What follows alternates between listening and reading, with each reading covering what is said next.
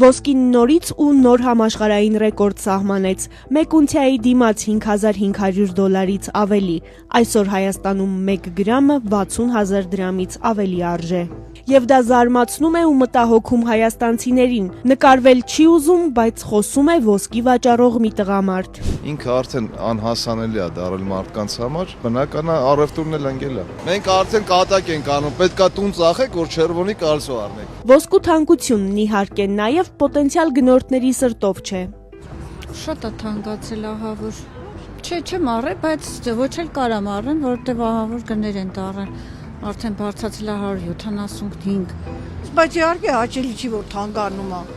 Չեմ բախվել, անկեղծ ասած, ինչ ունեմ ինձ բավականացնում։